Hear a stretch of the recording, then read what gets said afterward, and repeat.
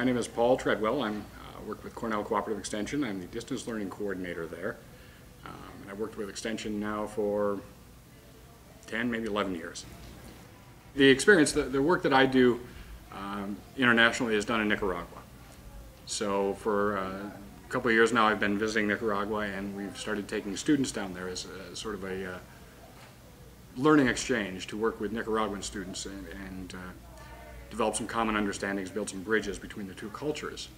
And in our instance, it's not an institutionalized program within Cooperative Extension, but we've started to look at the value of international experiences and trying to understand and wrap our heads around, why is this important? Why does it matter whether or not I go to Nicaragua, whether or not you go to Costa Rica, whether or not he goes to China?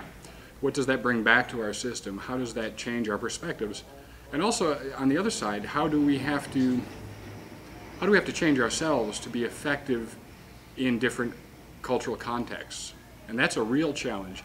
So for an extension educator, for anybody working today in today's culture that's incredibly multicultural, you have to continually have this process of questioning where you stand in relation to who you're working with.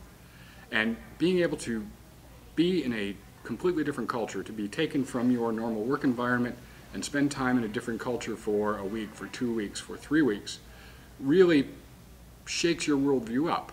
It's unsettling, it can be very uncomfortable in many ways, but it's also incredibly valuable because it makes you ask questions of yourself.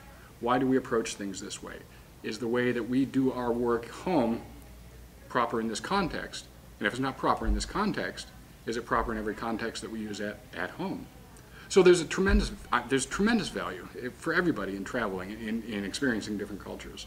And so I think we at Cornell, at Cooperative Extension, we have to figure out how to articulate that in a very clearly defined way that brings the value of that experience back to our citizens, our communities, our stakeholders, if you will, which can be very challenging, because one thing that does happen is you start talking about going to exotic climes and people start wondering, well, why are we paying for your vacation?